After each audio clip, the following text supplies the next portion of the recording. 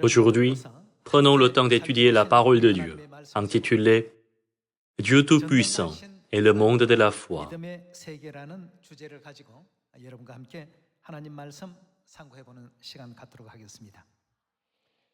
En lisant les 66 livres de la Bible, nous pouvons voir que Dieu veut que nous ayons la foi. Lorsque nous ne comprenons pas correctement Dieu,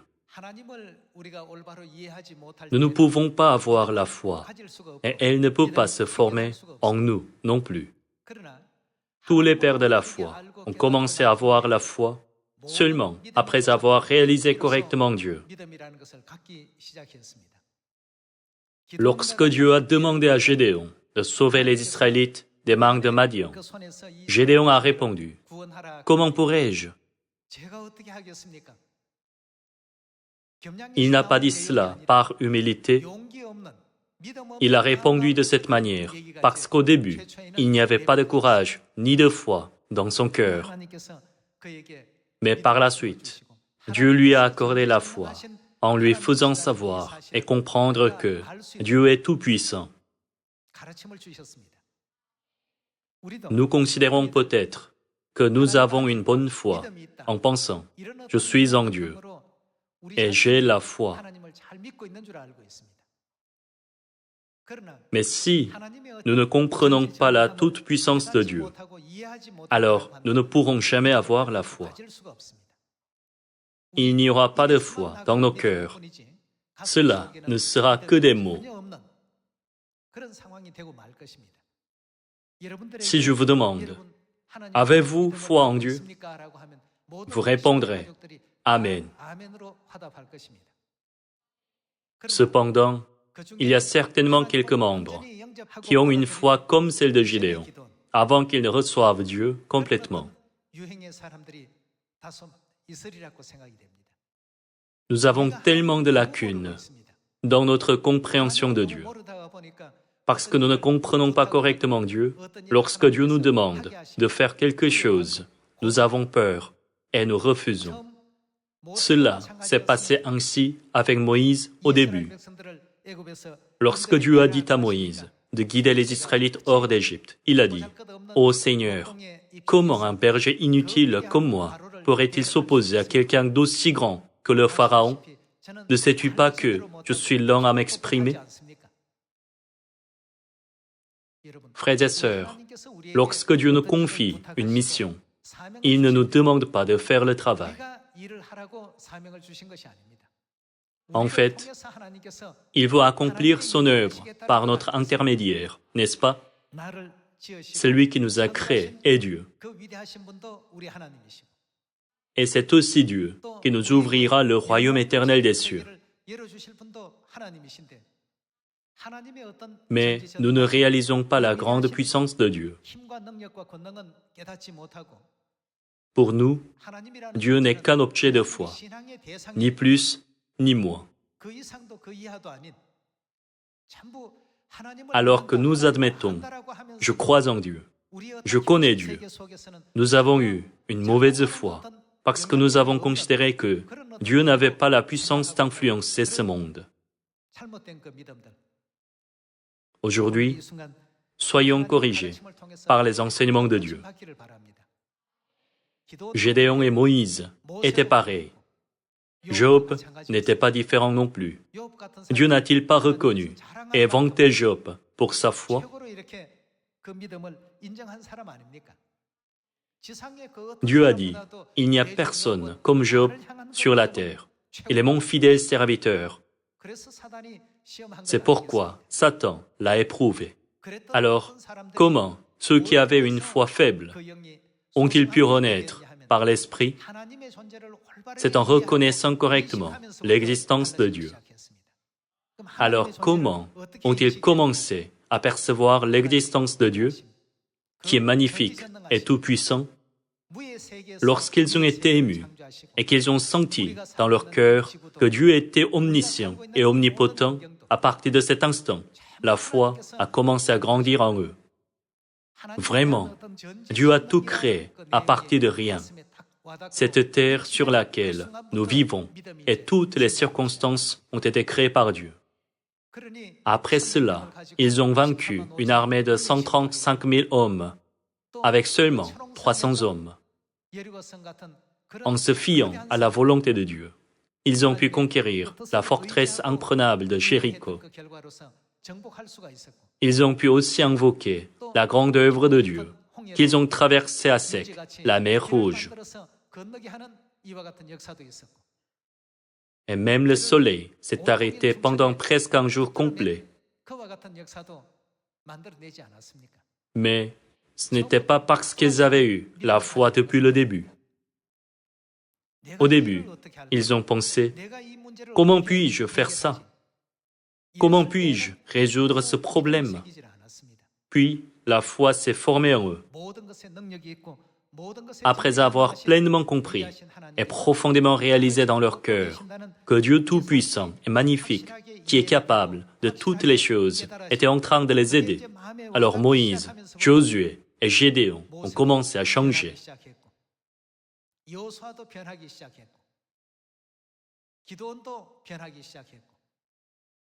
Qu'a dit Job à la fin? Qui obscurcit mes desseins par des discours sans intelligence? Qui a caché tous les principes de Dieu que je connaissais? Lorsque la foi en Dieu de Job a diminué, couverte par la nuée de l'ignorance, Job en est presque venu à se plaindre à Dieu. Mais dès que Dieu a éveillé Job, a réalisé sa toute-puissance, alors Job a commencé à changer de plus en plus. C'est ça. Lorsque je suis placé dans cette circonstance, il doit y avoir la grande volonté de Dieu pour mon salut que je ne réalise pas. Dans cette circonstance, il y a le grand plan de Dieu pour moi et pour mon avenir glorieux. Pourquoi ai-je oublié cela? C'est seulement après avoir réalisé cela qu'il est revenu à la raison. Qui est celui qui obscurcit mes desseins? Qui était-ce?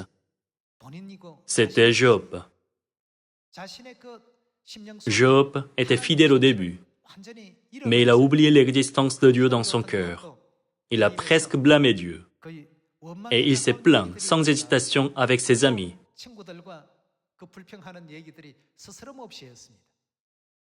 Maudit soit le jour où je suis né. Il aurait été mieux que je meure plutôt que je vis. Bien qu'il ait dit beaucoup de mauvaises choses comme cela, Dieu est apparu à Job de la tempête et l'a enseigné petit à petit.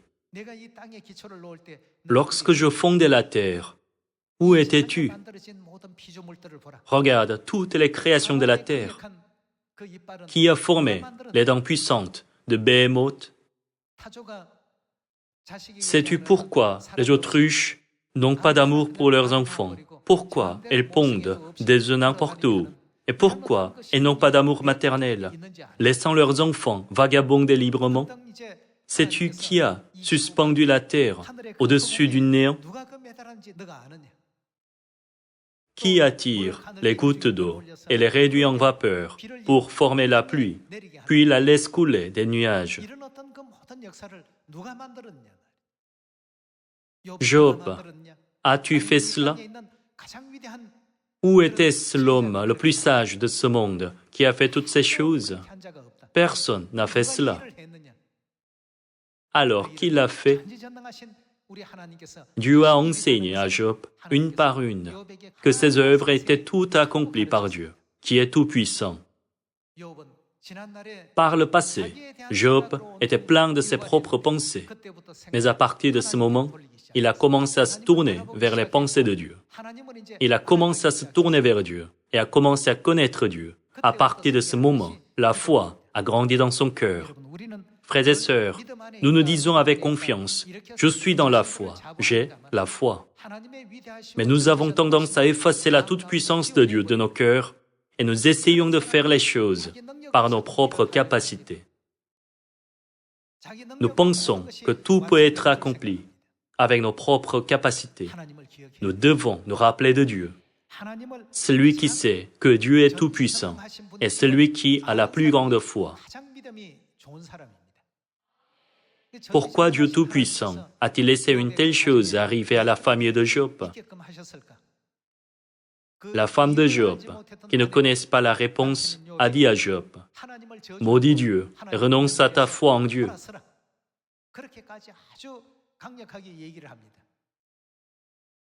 C'était parce qu'elle ne savait pas que Dieu était tout-puissant. Si Dieu Tout-Puissant voit la fin depuis le commencement et qu'il nous guide sur le chemin du salut, pourquoi vivons-nous de tels moments? Pourquoi de telles choses nous arrivent-elles? Pourquoi avons-nous de tels obstacles? Et pourquoi avons-nous de telles difficultés? Dieu ne laisse pas ces obstacles pour toujours. Sur le chemin du pays de Canaan, la mer Rouge était un grand obstacle pour les Israélites. Mais Dieu a-t-il laissé l'obstacle en l'état? Face à Dieu, un obstacle n'est plus un obstacle, c'est un chemin. Dieu savait déjà que nous serions bloqués par la mer Rouge. Mais pourquoi nous a-t-il guidés ici? Quelqu'un qui ne réalise pas que Dieu est tout-puissant est amené à se plaindre. Ceux qui ne connaissent pas que Dieu est tout-puissant pensent toujours à eux-mêmes. Je suis mal à l'aise, je suis fatigué, j'ai faim, j'ai mal, je souffre. Puisque c'est toujours à propos d'eux, qu'arrive-t-il à la fin? Ils ne peuvent que perdre la foi. Cependant, celui qui a la foi pense toujours à Dieu. Dieu est tout-puissant. Mais pourquoi nous a-t-il guidés sur ce chemin? Il doit y avoir une raison. Ils ont cru et ont patienté. Dieu les a guidés à la mer Rouge parce qu'il y avait un chemin, n'est-ce pas? Cependant, ils n'ont pas pensé à Dieu, mais qu'à leur inconfort. Comme l'armée égyptienne les poursuivait et que la mer Rouge était en face d'eux, ils se sont plaints. Nous ne pouvons même pas aller au pays de Canaan. Dieu va-t-il nous laisser tous mourir dans ce désert?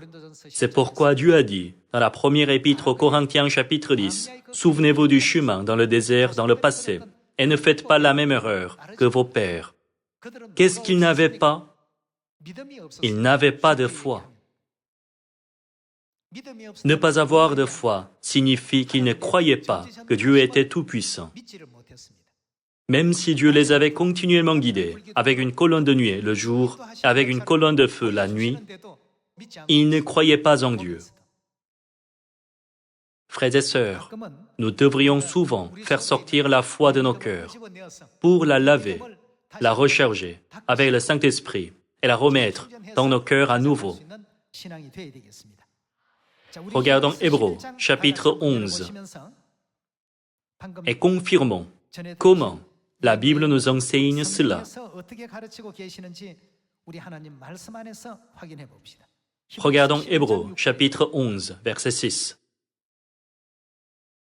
Or, sans la foi, il est impossible de lui être agréable, car il faut que celui qui s'approche de Dieu croie que Dieu existe et qu'il est le rémunérateur de ceux qui le cherchent. Ne pas avoir de foi, c'est ne pas croire que Dieu est tout-puissant. La foi ne peut pas grandir si nous oublions l'existence de Dieu et que nous nous entourons seulement de nos propres pensées.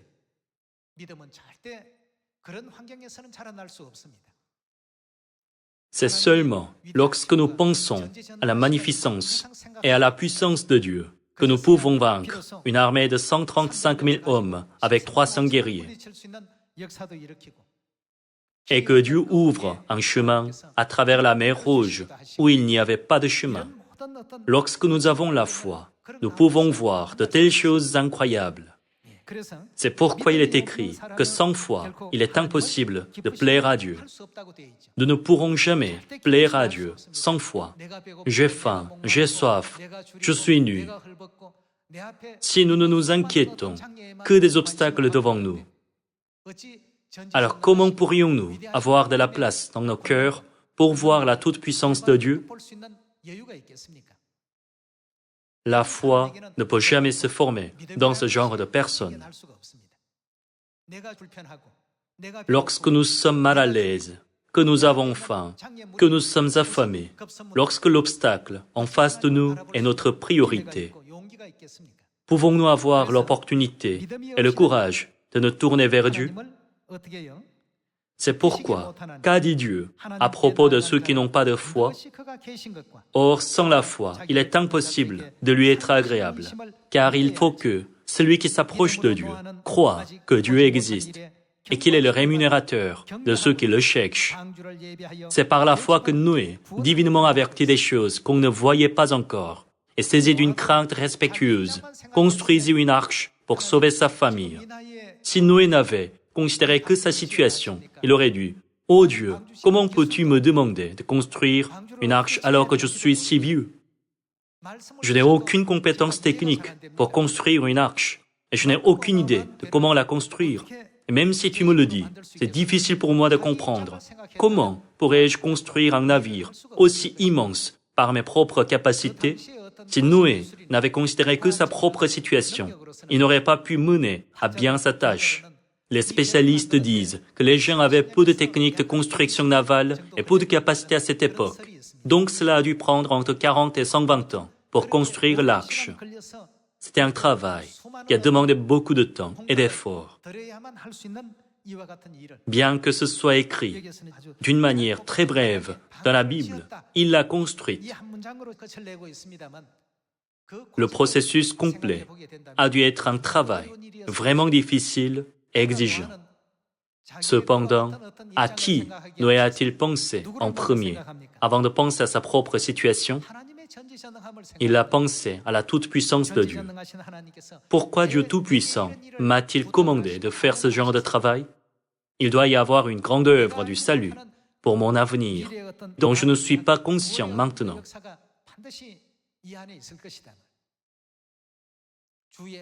Bien que beaucoup de gens autour de lui les haït, diffamé, et qu'ils se sont opposés, il n'a pas cédé face aux circonstances. Il a mené toutes ses tâches en ne regardant que Dieu.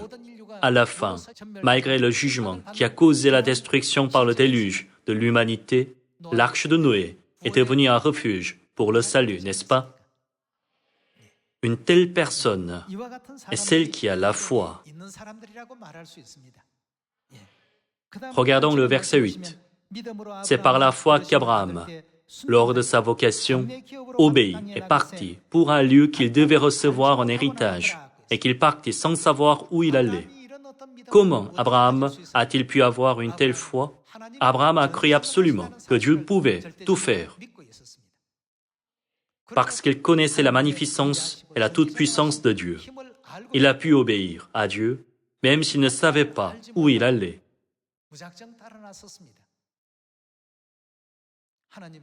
Ô Dieu, ne devrais-tu pas au moins me dire où je vais? Que devrais-je faire pour vivre là-bas quand je serai arrivé? Il aurait pu demander à Dieu beaucoup de choses, mais il a tout laissé à Dieu en pensant « Dieu me connaît mieux que je me connais. Dieu me connaissait même avant que mon corps ne soit formé. Il est Dieu qui me guide vers le royaume éternel. » C'est pourquoi Abraham est allé là où Dieu lui a dit d'aller, bien qu'il ne sût pas où il allait. Frères et sœurs, nous devons nous remettre en question et regarder si nous avons ce genre de foi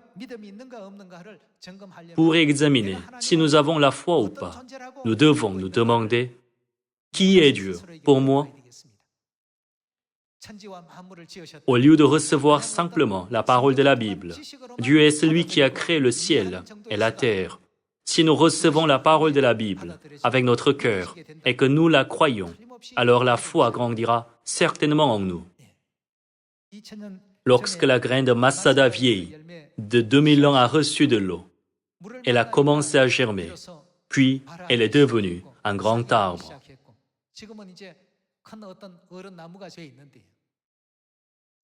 En d'autres mots, la graine n'a pas joué son rôle original pendant 2000 ans.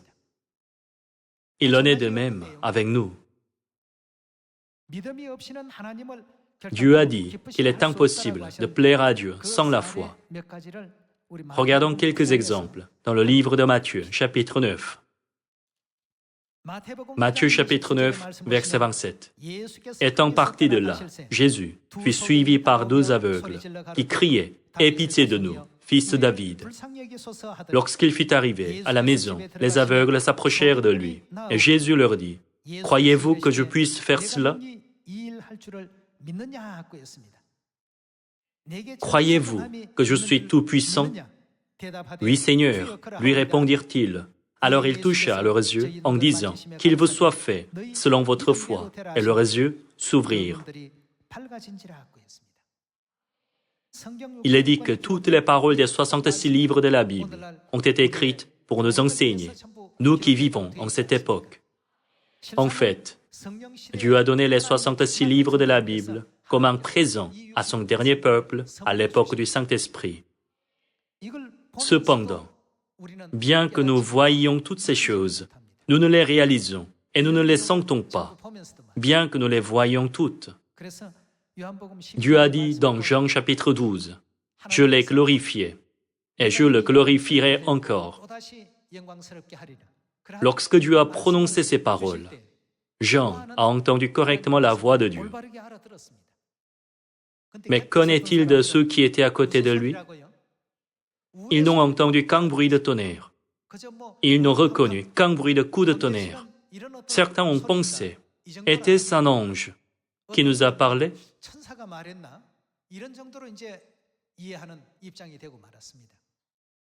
Bien que les mêmes paroles aient été prononcées à tous, certains ont compris la voix de Dieu et d'autres, non. Ils ont entendu les mêmes paroles au même endroit, prononcées avec la même intonation.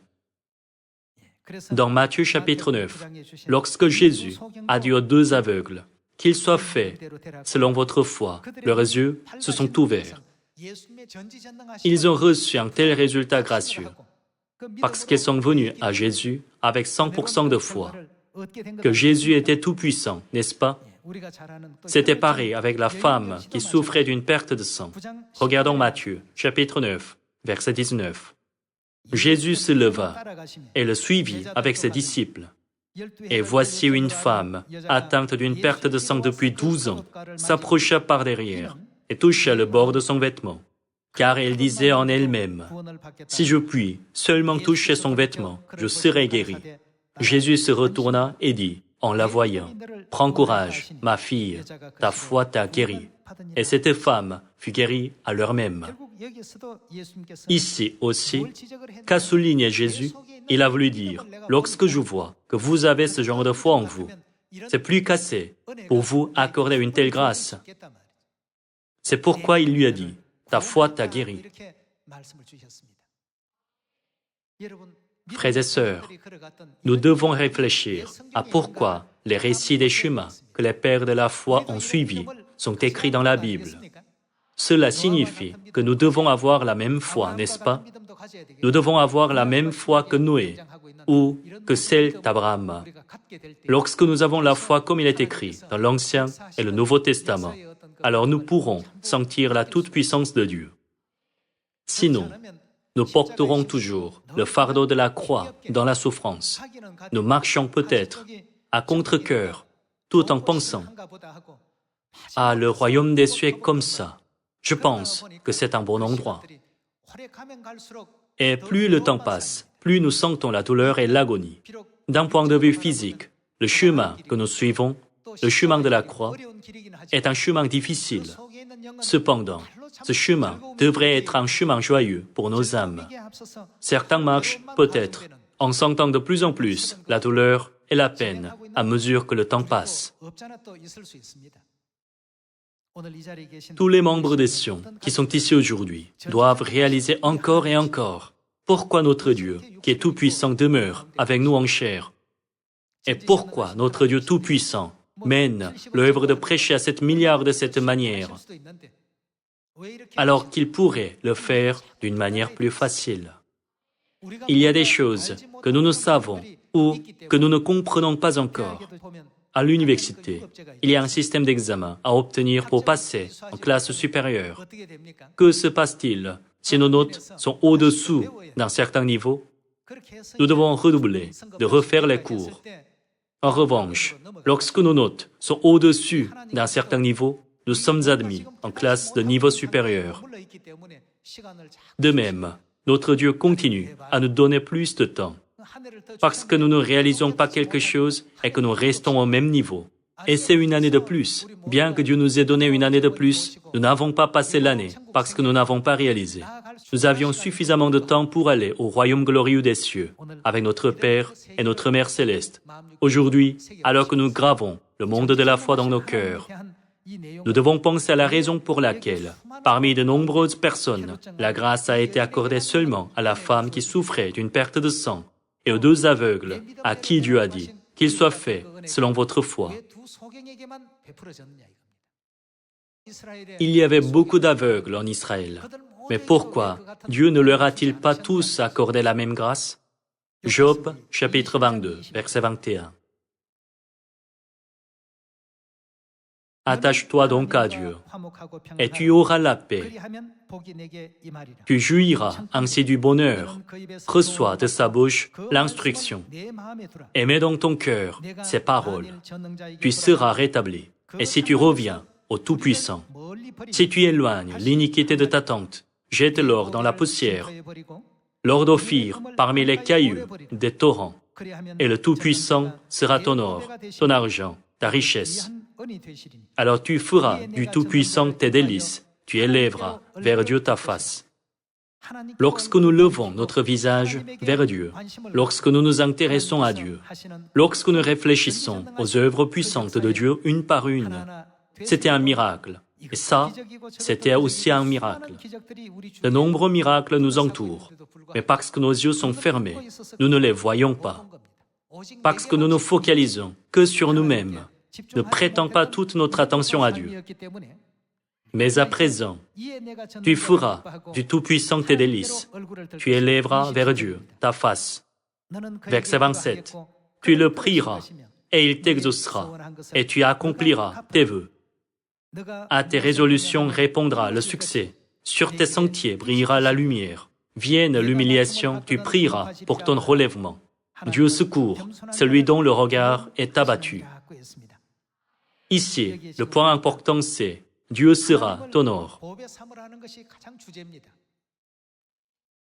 Si vous aviez un trésor à la maison, n'y penseriez-vous pas tout le temps? Au travail, vous vous inquiéteriez que quelqu'un vous le prenne. De même, nous devons faire concorder nos pensées avec celles de Dieu, qui est notre trésor. Mais puisque nous ne considérons pas Dieu comme notre trésor, nous devenons nous-mêmes notre trésor. Et puisque nous sommes le trésor, toute notre attention reste toujours en nous. Puisque nous sommes submergés d'inquiétudes physiques et de préoccupations sur nous-mêmes, nous ne trouvons plus de place pour penser à Dieu. Si nous traitons notre vie de foi comme un accessoire de notre vie, la foi absolue ne pourra jamais grandir en nous. Notre foi n'est pas un accessoire décoratif. La foi n'est pas un des nombreux accessoires que nous possédons. Nous sommes les anges du ciel qui sont venus sur cette terre après avoir commis le péché au ciel. Et maintenant, c'est la période de repentance. Puisque nous sommes revêtus de ces corps physiques, nous sommes limités par le temps et l'espace. Alors que le temps passe, nous vieillissons et nos corps commencent à se détériorer. Nous portons un tel habit. Cependant, le jour où nous ôterons ce corps, la gloire de régner pour toujours sur le royaume des cieux, avec notre Père et notre Mère céleste, nous sera donnée. Ceux qui ne pensent qu'au plaisir de ce monde, ainsi qu'à avoir une vie plus confortable que les autres, au lieu de penser au jour de gloire, ne peuvent que perdre le futur glorieux et prospèrent dans le ciel. Faire de Dieu notre trésor et notre or signifie que nos préoccupations et notre attention se portent toujours sur Dieu. Vous pensez peut-être, Dieu est tout-puissant, mais pourquoi a-t-il créé ces chemins dans nos vies? Dieu peut certainement ouvrir tous les chemins pour nous.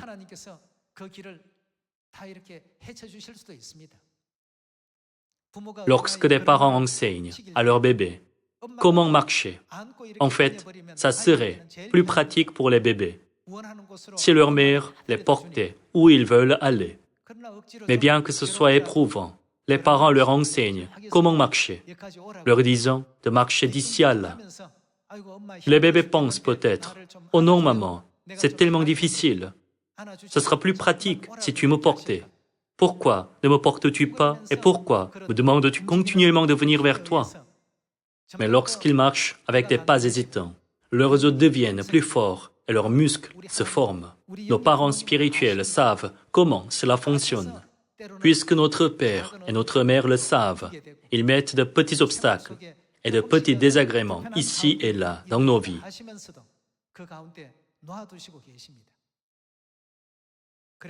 C'est pourquoi la Bible nous dit d'être toujours joyeux, n'est-ce pas? Que devons-nous faire dans toutes les circonstances? Nous devons remercier Dieu.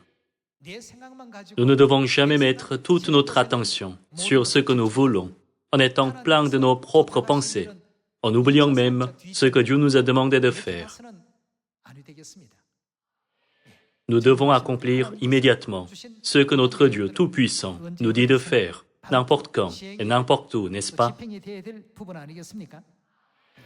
Comme il est montré dans le livre de Job, les prophètes ont écrit que nous devons faire de Dieu notre or et notre trésor. Alors, nous aurons du succès dans tout ce que nous ferons. Celui qui a créé le ciel et la terre est notre Dieu. Celui qui a formé notre corps est Dieu. Et celui qui a créé ces circonstances est aussi notre Dieu. Alors, pourquoi Dieu a-t-il créé ces circonstances? Pourquoi Dieu a-t-il fait en sorte que nous ayons à traverser plus de douleurs et de souffrances que de joie et de bonheur? Pensez-vous encore comme cela?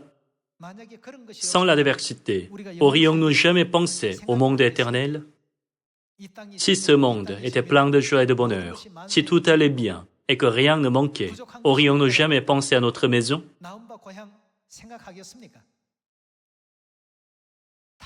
Dans la parabole du fils prodigue, le fils est parti dans un pays lointain avec l'héritage de son père. Lorsqu'il gaspillait sa fortune, il n'a jamais pensé à sa maison.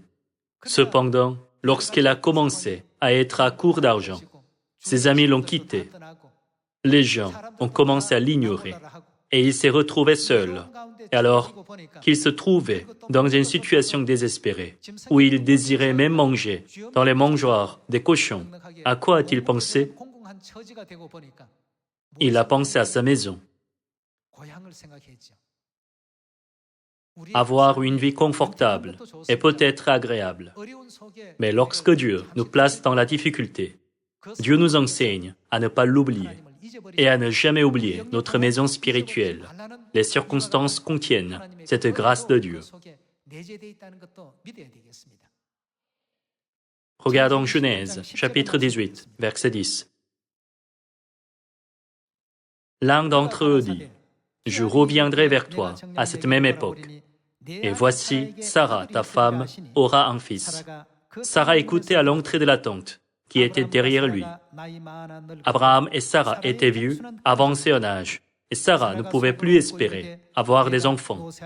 Elle rit en elle-même en disant, « Maintenant que je suis vieille, aurais-je encore des désirs? Mon Seigneur aussi est vieux. Aurais-je encore des désirs signifie, aurais-je encore le plaisir d'avoir un enfant?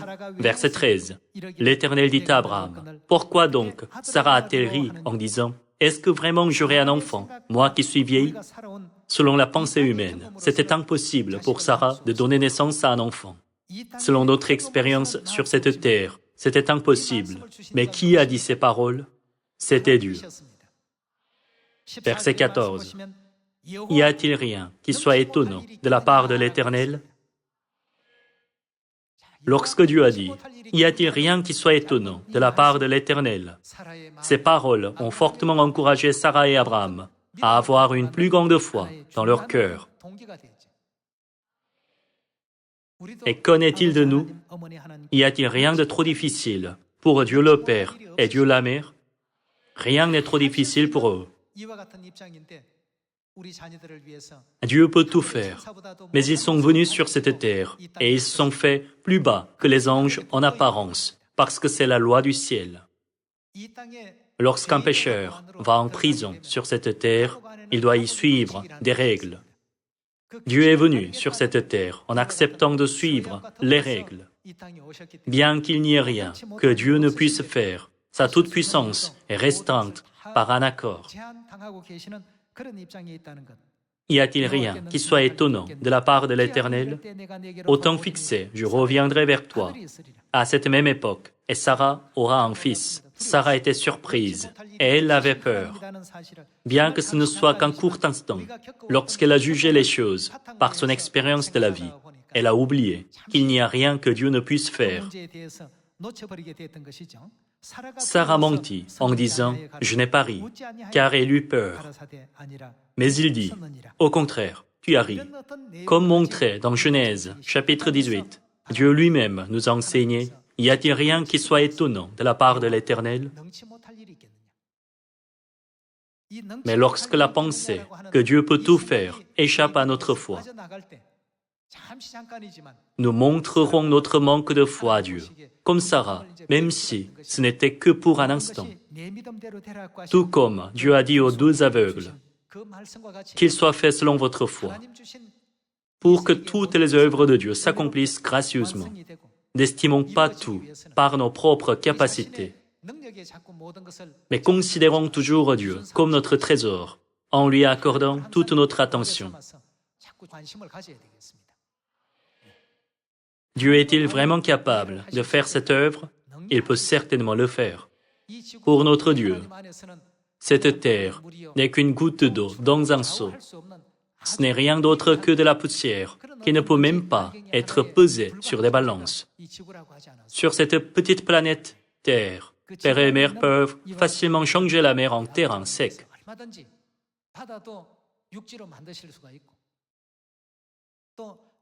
Même s'il n'y avait pas d'endroit pour stocker, Père et Mère ont fait pleuvoir de la manne pendant 40 ans pour nourrir 600 000 hommes israélites et leurs familles. Et ils les ont aussi tous vêtus et élevés. Nous ne devons jamais oublier que Dieu a fait tout cela. Frères et sœurs, nous devons mener l'Évangile avec confiance, en croyant fermement et en étant fiers de ce fait. Nous ne sortons pas pour délivrer notre propre parole. Nous ne délivrons pas nos propres pensées et nos propres opinions. Parce que Dieu a dit, cela va guérir les nations et l'humanité. Nous délivrons le médicament de la vérité spirituelle, la nouvelle alliance, n'est-ce pas? Après que nous aurons prêché à toutes les nations, qui les fera vivre? C'est Dieu qui les fera tous vivre. Nous devons travailler avec la foi en Dieu. Nous ne devons pas dire « cela ne marchera pas », même si on a l'impression qu'il n'y a pas immédiatement de résultat. Ce n'est pas que cela n'a pas marché. Cela a marché, mais nous sommes encore dans le processus. Lorsque l'eau liquide se change en vapeur, on ne peut pas voir de changement jusqu'à 99 degrés Celsius. Tous les efforts ne se voyaient pas. Mais que se passe-t-il lorsque la température monte encore d'1 degré? C'est à partir de là que le phénomène devient visible par nos yeux. Nous pensons que l'Évangile, c'est de porter du fruit immédiatement après être allé prêcher. Cependant, nous devons prêcher beaucoup. Nous devons faire connaître aux gens la vérité autant que nous pouvons. Le plus important, c'est de faire entendre aux âmes la voix de Père et Mère. Alors le Saint-Esprit travaillera dans leur cœur et des gens voudront écouter plus et voudront recevoir plus de réalisations. Parmi eux, certains seront baptisés immédiatement. D'autres écouteront l'Évangile aujourd'hui, mais seront baptisés 1 semaine plus tard. Et d'autres, 1 an plus tard. Différents types de situations se présentent. Dieu est grand. Dieu est tout-puissant. Lorsque nous réalisons cela, nous pouvons finalement avoir la foi. C'était vrai pour Abraham, Noé, Moïse et pour Gédéon. avant qu'ils ne réalisent que Dieu est tout-puissant. Ils étaient tous égocentriques. Dieu est grand et tout-puissant. Lorsque nous reconnaissons correctement ce fait, nous pouvons être courageux comme Gédéon et nous pouvons être fiers comme Moïse. Nous pouvons aussi avoir la foi de l'obéissance absolue comme Noé ou Abraham. Nous ne devons jamais nous considérer comme un trésor, mais seulement Dieu. Lorsque nous accordons toute notre attention à Dieu, nous pouvons finalement commencer à faire nos premiers pas de la foi. Frères et sœurs, nous avons tendance à ignorer Dieu dans nos vies de tous les jours, en mettant l'accent sur les relations humaines. Nous devons d'abord considérer notre relation avec Dieu comme importante. Dieu doit toujours être notre trésor. Si nous faisons ainsi, qu'arrivera-t-il à tout ce que nous entreprenons? Tout s'accomplira et prospérera. Ne voulez-vous pas recevoir une telle bénédiction? Prêchons avec une telle foi. Lorsque nous considérons Dieu comme notre trésor, peu importe le type de prédication que nous menons, que ce soit la prédication des voisins, la prédication à l'étranger ou la prédication de la famille, nous aurons certainement de bons résultats à la fin. Les membres à la base militaire peuvent prêcher à la base militaire. Les membres étudiants universitaires peuvent prêcher sur le campus. Ayons une année bénie en faisant toutes les formes de prédication, que ce soit la prédication de nos voisins ou des gens que nous rencontrons dans la rue. En espérant que vous recevrez beaucoup de grâce, j'aimerais conclure le sermon d'aujourd'hui. Merci beaucoup.